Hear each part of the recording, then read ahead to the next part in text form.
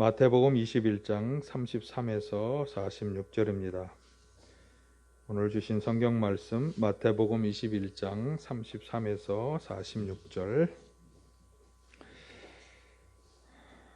세 번역으로 제가 봉독하겠습니다.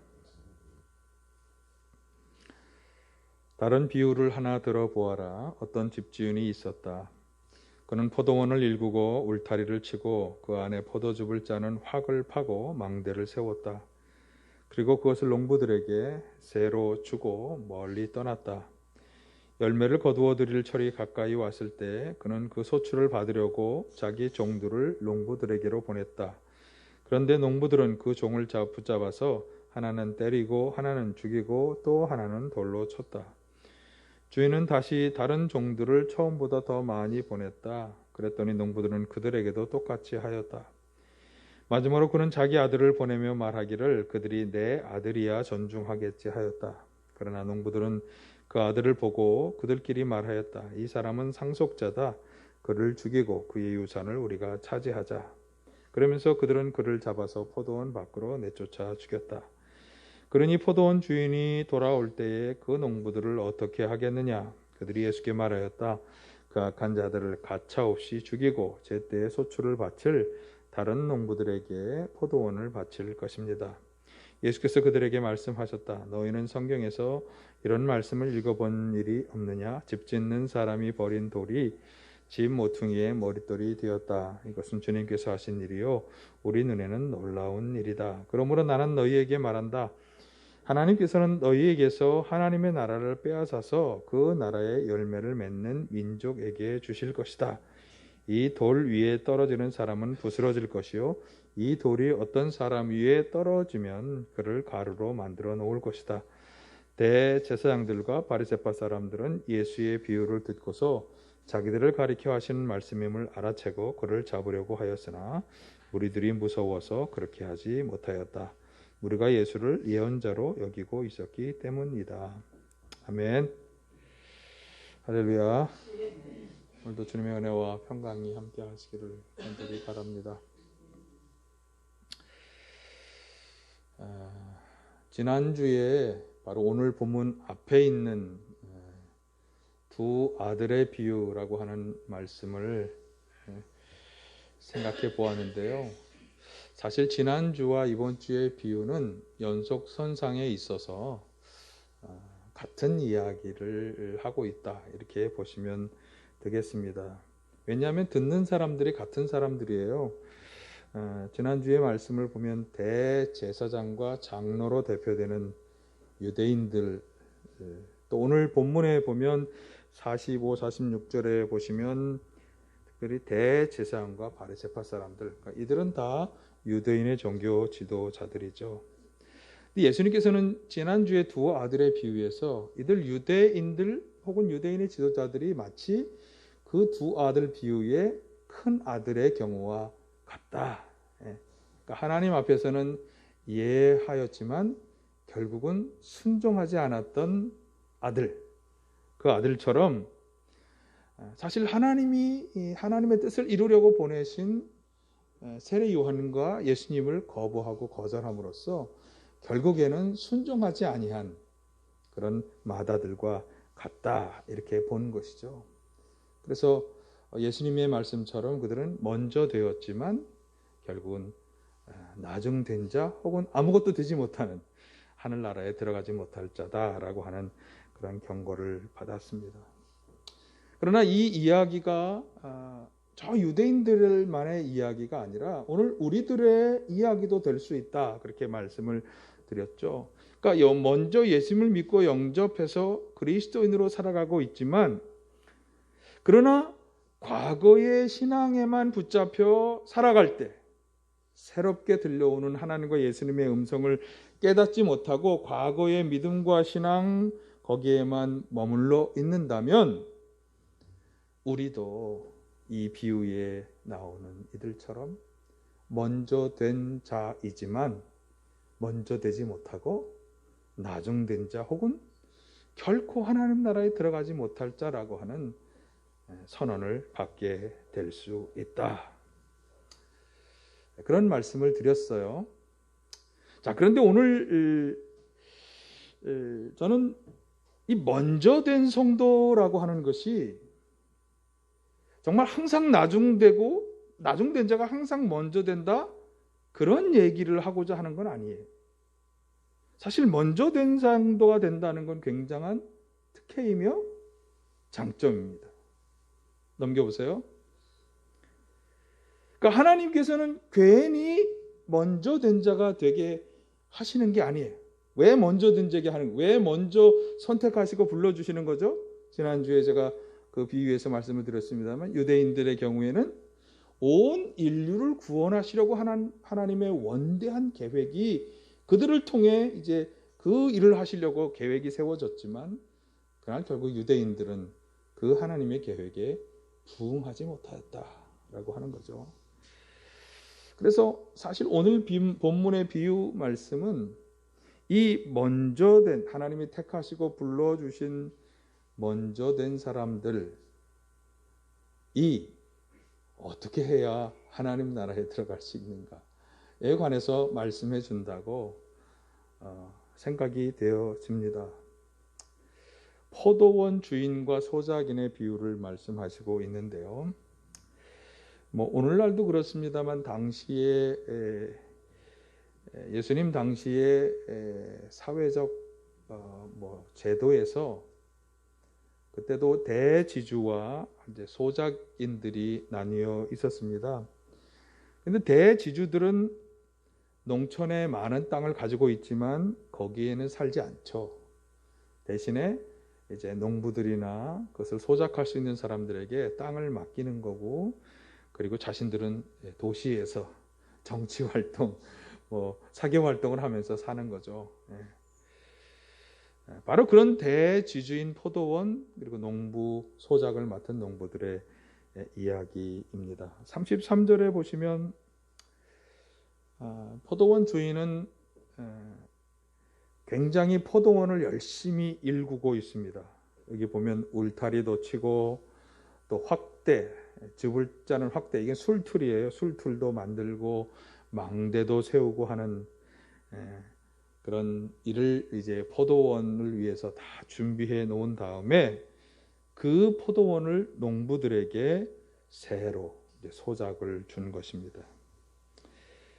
그래서 열매를 거둘 때가 되어서 이제 소출을 받기 위해서 종들을 포도원으로 보냈는데, 그런데 그만 일이 생긴 거죠. 농부들이 주인에게 반항하기 시작한 거예요. 그래서 소출을 거두러 온 사람들을 여기 보니까 때리고 죽이고 돌로 치고, 결국에는 주인이 보낸 주인의 아들까지 죽이는 그런 엄청난 일을 행하고 말았습니다. 그래서 예수님께서는 포도원 주인이 돌아오면 이 농부들을 어떻게 할 것 같으냐고 자기 앞에서 이 얘기를 듣는 무리들에게 질문을 하셨고, 그 무리들은 41절에 의하면 그러면 가차없이 그 소작을 맡은 농부들을 주인은 다 죽일 것이고, 그리고 소출을 받을 다른 농부에게 그 포도원을 넘겨줄 것입니다. 그렇게 대답을 했을 때, 자 43절에 보면 예수님께서 뭐라고 말씀하시냐면, 하나님께서 너희에게서 하나님 나라를 빼앗아 그 나라의 열매를 맺는 민족에게 주실 것이다. 자, 지금 유대의 지도자들이라 그랬잖아. 이 비유 얘기를 듣는 사람들이, 지난주에도 마찬가지였어요. 유대 종교 지도자들이 그 비유를 듣는 사람들. 그런데 지금 그들이 이 비유의 얘기를 들은 다음에 그 소작인들을 주인이 가차없이 죽이고 다른 농부에게 넘길 거라고 하는 얘기를 하자마자 예수님은 지금 이렇게 대답하세요. 너희에게서. 한번 여러분이 그 경우를 한번 생각해 보세요. 45, 46절에 보시면 인용문을 비춰줘 보세요. 이 예수님의 비유와 설명을 들었던 사람들은, 특히 바리새파 사람들, 대제사장들은 이 비유가 누구를 가리켜? 자기들을 가리켜 하는 말로 알고 여기 굉장히 화를 내고 잡아서 죽이려고 했던 것입니다. 그러니까 이 비유를 통해 예수님이 하고자 하는 말씀의 의도가 굉장히 분명하죠. 포도원 주인은 분명히 하나님을 말씀하는 거고, 그리고 그 소작 농부들은, 그 아들까지 죽인 농부들은 누구냐면 유대인들, 유대의 지도자들이라고 하는 거죠. 그래서 유대인들이 그 아들 예수 그리스도를 죽이는 것에 대한 그런 책망의 비유가 되겠습니다. 물론 아직 여기는 예수님을 죽이는 일까지 벌어지지 않았지만 그런 것을 염두에 둔 그런 말씀이 되겠어요. 죽이려 하고 있다고 하는 거죠. 그런데 지난주에 말씀을 드린 것처럼 우리는 이 비유의 이야기도 그러면 유대인들이 그렇게 했지 우리는 그렇지 않습니다. 우리와 관련이 없는 얘기냐? 그렇지 않다. 우리에게 주시는 말씀으로 잘 적용해 보아야 한다고 말씀을 드렸어요. 그럼 하나님이 하나님의 일을 맡겨주신 백성들에게 원하는 게 무엇일까? 그리고 정말 하나님 나라에 들어가는 백성이 되기 위해서 오늘 우리에게 요청되는 게 뭘까? 한번 그것을 이 비유의 얘기를 통해서 함께 생각해 보시도록 하겠습니다. 자, 우선 우리는 이 포도원 주인이 이렇게 포도원을 일구고 그 포도원을 소작인들에게 맡기면서 주인이 기대하는 게 뭔가 그것을 분명히 보아야 하죠. 자, 그 주인이 기대하는 게 무엇입니까? 33절, 34절을 보면 그렇게 포도원을 일구고 울타리를 치고 포도즙을 짜는 확을 파고 망대를 세우고 농부들에게 세를 주고 떠난 것은 뭐죠?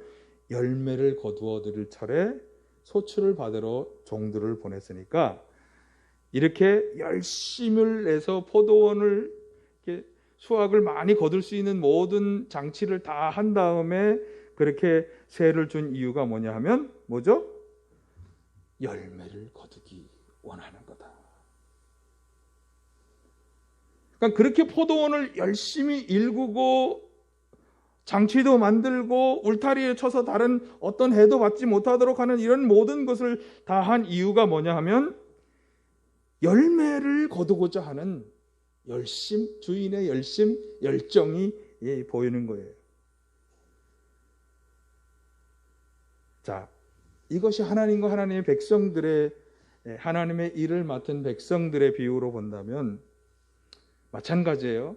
하나님이 저와 여러분이나 하나님의 백성들을 사랑해 주시고 은혜를 베풀어 주시는 이유가 뭐냐? 여러분 하나님의 은혜와 사랑을 받고 계시다고 생각하십니까? 그렇게 생각한다면 왜 그렇게 하시느냐? 왜? 뭘 기대하시기 때문에? 무엇을 기대하시기 때문에? 열매를 기대하시기 때문입니다. 여러분 포도원의 얘기가 포도원만의 얘기가 아니라니까요. 오늘 우리들의 얘기로 봐야 된다니까요. 포도원 주인처럼 하나님께서 당신의 백성들을 사랑하고 보호해 주시고 또 여러 가지 많은 은혜를 주시는 이유가 뭐냐? 열매를 기대하시기 때문이다. 자, 그런데 본문의 비유에서 소작을 받았던 농부들이 참 놀라운 행태를 보여주고 있어요. 놀랍게도 포도원 주인이 소출의 세를 거두기 위해 보낸 종들을 여기 보니까 때리고 돌로 치고 죽이기까지 하고 있다고 하는 거죠. 자, 이것은 우리가 유대인들의 경우로 보았습니다만, 자, 우리는 이것을 한번 하나님의 입장에서 생각해 볼 필요가 있어요. 반항하는 농부 소작인들에게 주인은 여러 차례 참으면서 반복해서 계속 종들을 보내고 있습니다. 총 몇 번을 보냈죠? 3번. 저 같으면, 저의 성격 같으면 무슨 일이 벌어지는지를 알면 바로 징계를 내릴 거예요. 그런데 이게 하나님과 우리 사이의 일로 한번 생각해 본다면 내가 무슨 잘못을 저지를 때마다 바로 징계가 온다면 저는 너무나 섬뜩할 것 같아요. 하나님이 기대하시지 않는 일이 벌어짐에도 불구하고 하나님이 이렇게 계속해서 여러 차례 종들을 보내고 참아주시고 인내하시는 다고 하는 사실이 얼마나 감사한지 모르겠어요. 아니, 그걸 우리들의 경우로 생각해 보니까 주인이 원하는 게 뭐라 그랬어요? 열매라 그랬잖아요.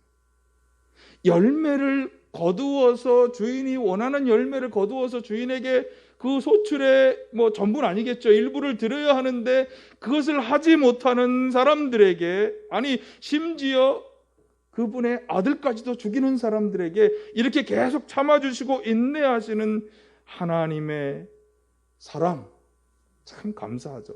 왜 그렇게 인내하시고 왜 그렇게 참아주시는 거죠?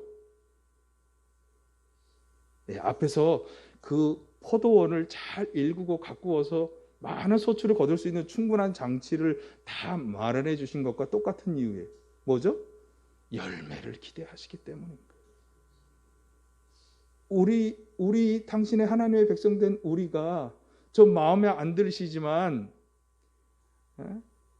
계속 이렇게 참아주시고 또 참아주시고 인내하시는 이유가, 예배 시간에 와서 우리가 열심히 예배 드려야 하지만 그렇지 못함에도 불구하고 계속 참아주시는 이유가 뭐죠? 열매를 기대하시기 때문입니다.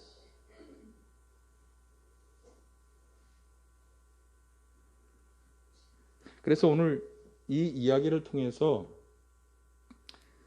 하나님의 일을 맡아 하는 소작인들이 가져서는 안 되는 잘못된 태도를 우리가 볼 수 있기 때문에 여기서 우리는 반면교사의 교훈을 받을 수 있습니다. 뭐냐면 거꾸로 그 사람들의 이야기를 통해서 주인의 일을 맡은 사람이 가져야 하는 의식이 뭔지, 자세가 뭔지 하는 것을 배울 수 있다라고 하는 거죠. 자, 이 오늘 본문의 비유에서 이 포도원의 일을 맡은 소작인들에게 있는 결정적인 문제는 뭐냐? 주인의 것과 자기의 것을, 이게 어딘가요? 구분하지 못했다라고 하는 사실이에요. 생각해 보세요. 이 포도원의 주인이 누구예요? 하나님이시잖아요. 아니, 포도원의 주인이 자기들, 농부들이 포도원의 주인이 아니에요. 자기들은 주인으로부터 그것을 맡아서 일하도록 관리하는 일을 맡은 사람에 불과한 거예요. 여러분, 우리가 하나님을 주님으로 모십니까? 여러분, 하나님을 주님이라고 부르십니까? 주님이라고 하는 말의 뜻은 주인이라고 하는 거예요. 주인. 우리들의 주인이신 거예요. 그분이. 그걸 인정할 때 우리가 주님이라고 부르는 거죠. 그분이 나와 내 삶의 주인이면 내가 가진 모든 것도 누구의 것이에요? 나의 것? 그분의 것이죠. 그러니까 내가 가지고 있고 누리고 있는 이 모든 것이 사실은 내 것이 아닌 거예요. 누구의 것이에요? 주인이신 하나님의 것이라고 하는 사실이죠. 제가 사실 오늘 설교를 준비하면서 예전에 우리가 유 권사님이 골랐던 찬양, 내 것이 아닙니다, 이 찬양이 굉장히 생각이 났어요. 우리의 자녀도, 내가 가진 재산도, 혹은 내가 가진 이 직업도, 사실 그 모든 것의 주인이신 분은 누구다? 아이, 목사님, 그래도 그건 아니죠 라고 말하고 싶으신 분이 혹시 계신가요? 성경이 우리에게 말씀해 주는 것은 분명합니다.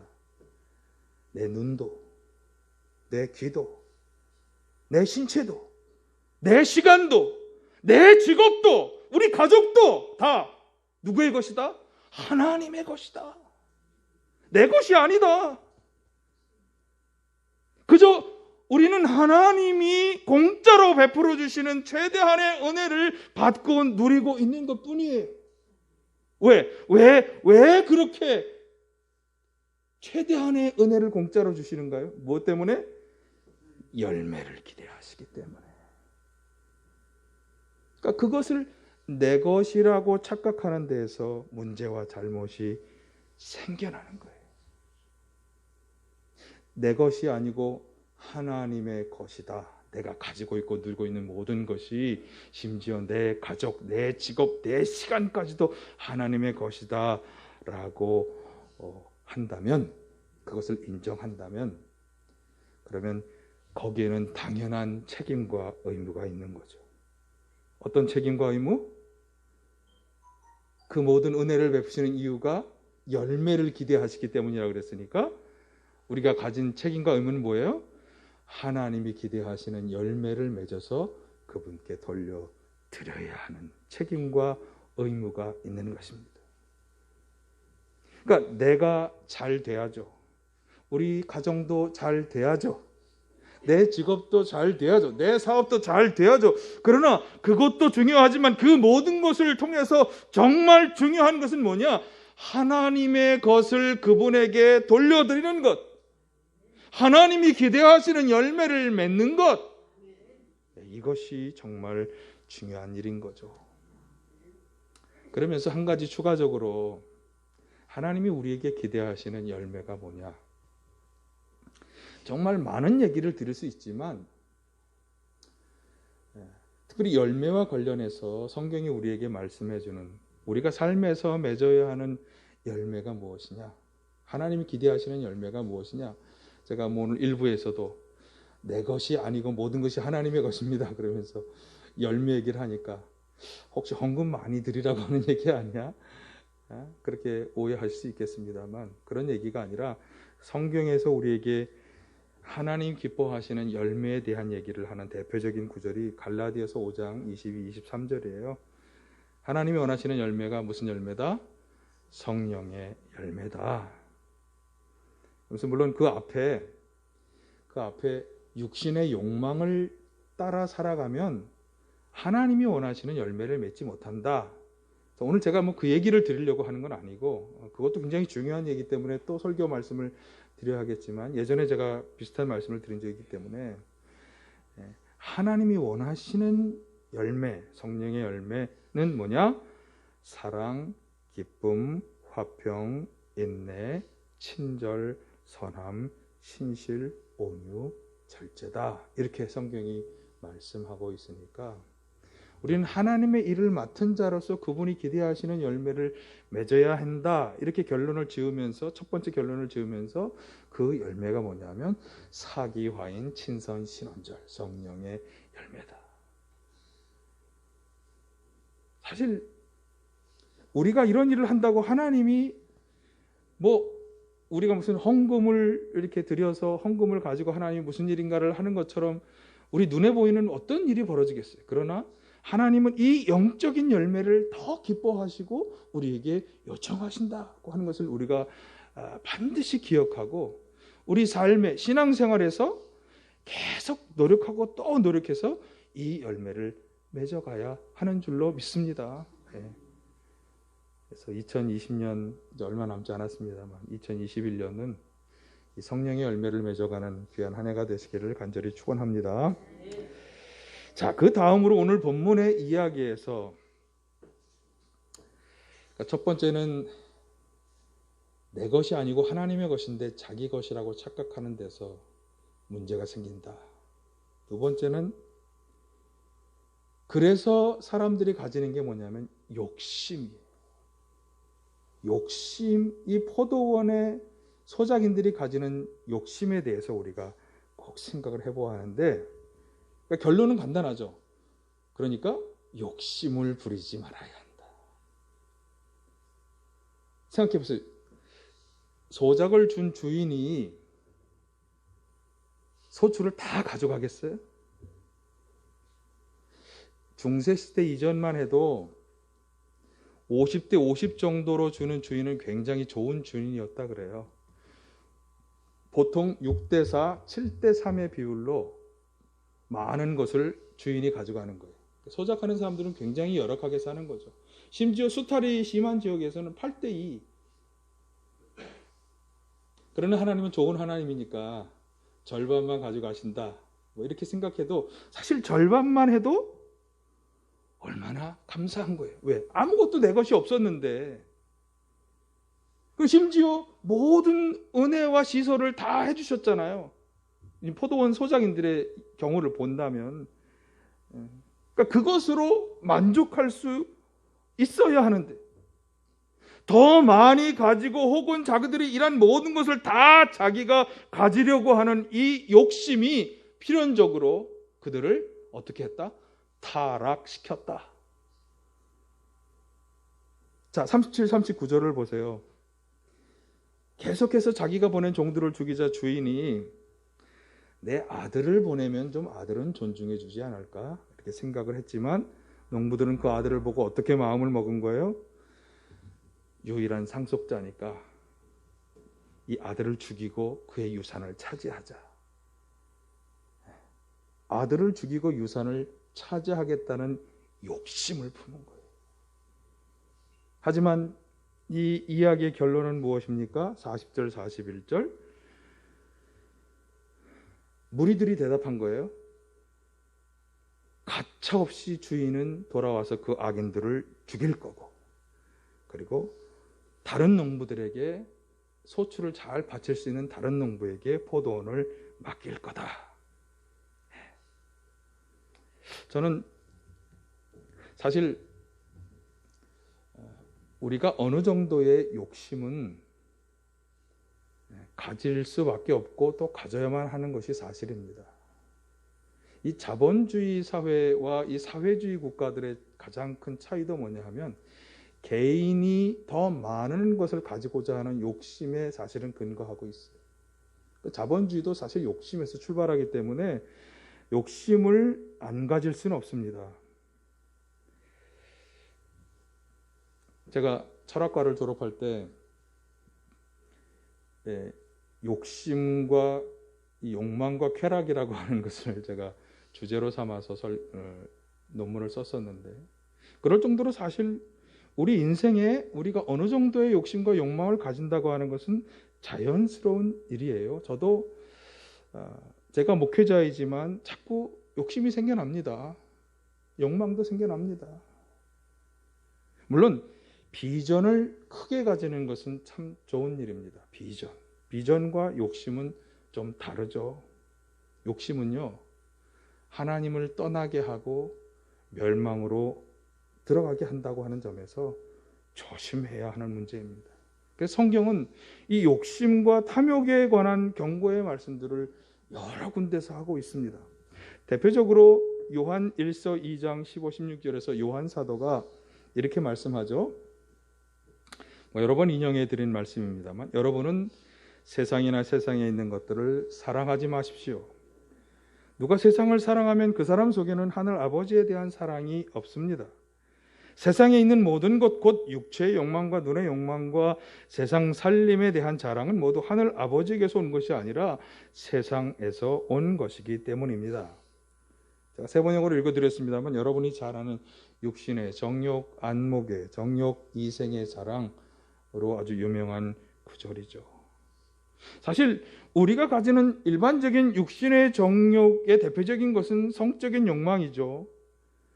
또 소유하려는 욕망, 더 많은 것, 더 높은 자리를 차지하려고 하는 권력을 향한 욕망, 화려한 삶을 영위하고자 하는 욕망, 이런 것은 다 어디서 온 것이다? 세상에서 온 것이다. 세상을 사랑하는 데서 온 것이다. 은 지적이에요. 그런데 중요한 것이 한 가지 첨가되어 있잖아요.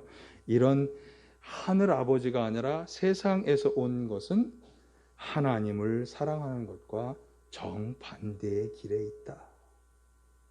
이것을 기억하십시오. 그러니까 욕심을 부리고 탐욕으로 넘어가면 어떻게 된다? 하나님을 사랑하는 것과 반대의 길을 걸어가게 된다. 자, 또 하나 빌립보서 3장 18, 20절에서 바울 사도가 이렇게 말씀하죠. 내가 여러분에게 여러 번 말하였고 지금도 눈물을 흘리면서 말하지만, 안타까운 거죠. 아주 반복해서 안타까워서 말하는 것이지만 그리스도의 십자가의 원수로 살아가는 사람이 많이 있습니다. 여러분, 십자가가 뭡니까? 우리를 하나님의 구원으로 인도하는 거죠. 근데 그 구원으로 인도하는 십자가의 원수가 된다는 건 뭐죠? 잠깐. 자, 눈을 뜨세요. 구원으로 들어가지 못하게 된다고 하는 것을 말하는 거예요. 자, 누가 그렇게 되느냐? 누가? 자, 한번 같이 보실까요? 그들은 시작. 그들은 배를 자기네 하나님으로 삼고 자기네의 수치를 영광으로 삼고 땅의 것만을 생각합니다. 제가 여러 번 설명드렸지만 배를 자기 하나님으로 삼는다는 것은 자기 배에 채우는 것을, 육신의 욕망을 채우는 것을 마치 하나님 섬기듯이 가장 높은 목표로, 제1의 목표로 삼고 살아가는 걸 말하는 거예요. 자신의 욕망과 욕심을 채우고 만족시키는 것이 마치 세상에서 가장 중요한 가치인 것으로 여기며 살아간다고 하는 거죠. 그런데 그것은 하나님의 입장에서 볼 때 얼마나 어리석고 수치스러운 일입니까? 그러나 사람들은 그것을 가장 영광으로 여기며 살아간다고 하는 거죠. 왜? 그들에게는 하늘에서 주어지는 게 중요한 게 아니라 땅의 것만을 생각하는 사람들이기 때문에. 그래서 바울 사도가 사실은 강조하는 게 그게, 당신들은 어디의 시민입니까? 어디의 시민입니까? 우리는 대한민국 수도 서울의 시민입니까? 어디의 시민입니까? 하늘나라의 시민권이 있는 사람이라고 그래서 강조하는 것입니다. 그래서 그런 사람들은 땅의 것만을 생각하고 자기 배 채우는 것을 가장 중요한 인생의 가치로 삼고 살아가는 사람들은 어떤 사람들이다? 눈을 감았던 분들만 한번 대답을 해볼까요? 어떤 사람들이다? 십자가의 원수로 살아가는 사람들이다. 구원의 길과는 정반대로 길을 걸어가는 사람들이다. 그래서 바울 사도가 눈물을 흘리면서 안타깝게 반복해서 말씀하고 있는 것입니다. 자, 마지막으로 한번 예수님의 말씀도 한번 보실까요? 마태복음 6장 24절에서 이렇게 세상을 사랑하는 사람들이 가장 많이 추구하는 재물, 우리도 다 재물을 얻기 위해서 노력하고 있습니다만 뭐라고 얘기하는지 한번 보세요. 예수님 뭐라고 그러셨어요? 재물을 하나님과 겸하여 섬길 수 없다. 그러니까 하나님과 겸하여 섬길 수 없기 때문에 결국 십자가의 원수로 살아가게 된다. 누가? 욕심을 부리고 욕심을 채우려고 노력하며 살아가는 사람. 여러분, 이 멸망에 들어가게 하는 욕심과 욕망을 잘 조절하실 수 있기를 바라고요. 조절해야 합니다. 과도해지지 않도록 조절해야 합니다. 가진 것으로 자족할 수 있는 자족의 신앙을 배우실 수 있기를 간절히 축원합니다. 자, 그래서 내 것이라고 착각하는 사람들을 통해서는 내 것이 아니고 하나님의 것이다. 욕심을 부리다가 아들을 죽여서 멸망에 빠져 들어가는 사람들을 통해서는 욕심을 자제하고 조절해야 된다. 그러면서 이 비유는 우리에게 가장 중요한 한 가지를 기억해야 할 것을 말씀하고 있어요. 무엇입니까? 넘기세요. 하나님의 심판이 있다. 이 모든 것을 하나님께서 셈하시는, 따져보고 계산하시고 판단하시는 그날이 반드시 다가온다고 하는 것을 우리는 기억해야 합니다. 오늘 본문의 비유의 41절에 보시면 그 악한 자들은 어떻게 될 거냐? 가차 없이 죽임을 당할 것이다.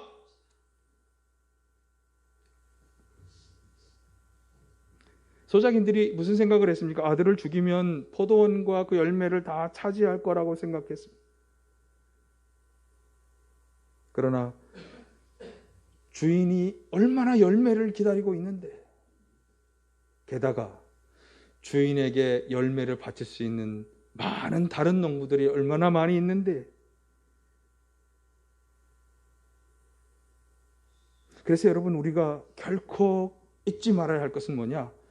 내가 가지고 있고 누리고 있는 이 모든 것들을 통해서 하나님이 기대하시는 열매를 맺지 못할 때 이 모든 것을 하나님이 셈하시는 그 순간 마지막 심판의 날이 꼭 다가올 거다. 그것을 기억하시기를 바랍니다. 물론 3번의 기회를 소작인들에게 주어서 계속 기다리신 하나님은 오늘 우리도 참아주고 인내하며 기다리고 계신 줄 믿습니다. 예. 그래서 우리가 이제 우리 자신을 한번 이런 생각을 한번 해보시죠. 내가 하나님의 사랑을 받는 그리스도인, 넘겨보세요. 내가 하나님의 사랑을 받는 그리스도인인가? 여러분, 하나님의 사랑과 은혜를 받는다고 생각하십니까? 네. 또 하나, 나는 하나님의 일을 맡은 자라고 내가 생각하며 살아가는가? 하나님의 일을 맡은 자이십니까? 네, 이런 의식을 가지고 살아가시기를 바라고요. 그래서 오늘 본문에서 하시는 말씀처럼 하나님이 기대하시는 그 열매가 나를 통해 맺혀지고 있는가? 그것을 잘 생각해 보아야 하는 것입니다. 뭘 생각하면서? 심판의 그날을 생각하면서. 두 번째로, 내가 이 열매를 맺지 못할 때 어떻게 될 수 있다? 41절을 비춰주세요. 41절을 다시 한번 비춰주세요. 자, 두 번째 줄, 소출을 바칠 다른 농부에게 포도원을 넘기는 것처럼. 또 43절을 한번 비춰주세요. 열매를 맺지 못하는, 하나님이 원하시는 열매를 맺지 못했던 유대민족 사람들, 그들의 지도자들을 대신해서 이제 하나님은 열매를 맺는 민족에게, 우리 교회와 우리 그리스도인들에게 포도원을 맡겨주시듯이 하나님의 일을 맡겨주실 것이다. 자, 성경이 이렇게 말씀하고 있다면 우리가 생각해 보아야 하는 것은, 그러면 자, 우리 교회와 교회의 지체인 우리 그리스도인들이 만약 하나님이 원하시는 열매를 맺지 못한다면 이제 좀 더 심각해져야 합니다. 나와 우리 교회가 하나님이 기대하시는 열매를 맺지 못한다면 어떤 일이 벌어진다? 그분의 원래 계획은 어떻게 될 거다? 옮겨질 거다. 무서운 얘기죠. 옮겨질 거다. 옮겨지는 것입니다. 하나님이 기대하시는 열매를 맺을 수 있는 다른 누군가에게 옮겨지게 되는 것입니다. 그러므로 우리가 가져야 하는 것은 맡은 자로서의 의식입니다. 신앙인이 되었다라고 하는 것은요, 하나님의 일을 맡아 관리하여 풍성한 열매를 맺어야 하는 의무와 책임을 가진 자가 되었다라고 하는 것을 의미하는 것입니다. 저와 여러분은 맡은 자가 된 줄로 믿습니다. 맡은 자는 자기의 것과 주인의 것을 잘 분별해야 하고요, 주인의 것을 자기 것이라고 착각하지 말아야 합니다. 그리고 욕심을 부리지 말아야 합니다. 꼭 기억해야 할 것은 이 모든 것을 셈하는 마지막 그날이 다가올 것이다. 탐욕이 자꾸 생길 때마다, 욕심과 욕정이 생길 때마다 이것을 꼭 기억하시기를 바랍니다. 그래서 맡은 자로서의 의식과 책임과 의무를 꼭 기억하시고 실천하시며 사셔서 마지막 그날 하나님 기뻐하시는 풍성한 열매로 인정받고, 그러면 이제 우리는 어디로 가는 거죠? 하나님 나라로 들어가게 될 줄로 믿습니다. 그런 우리 모두가 되시기를 간절히 바랍니다. 사랑의 아버지, 모든 것이 다 내 것이고 내 마음대로 하는 줄 알았습니다. 그러나 우리는 그저 맡은 자에 불과하다는 것을 다시금 깨닫게 하시니 감사합니다. 하나님의 일을 맡은 자로서 합당한 자세와 삶을 살게 하여 주시옵소서. 열매를 기도하시는 주님에게 욕심과 탐욕을 버리고 하나님 나라의 열매 성령의 맺게 하여 주시옵소서. 그래서 마지막 그날 주님께 인정받아 하나님 나라에 다 들어가는 우리 모든 성도님들 되게 하여 주시옵소서. 오늘도 저희 가운데 악한 영어 어둠의 역사들이 떠나게 하시고 저희 안에 아픔 질병 상처마다 치유하시며 온전케 하여 주시옵소서.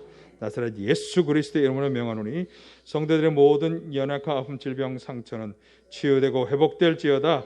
악한 영 어둠의 영들은 떠나갈지어다. 역사하여 주시옵소서. 예수님의 이름으로 기도하옵나이다. 아멘.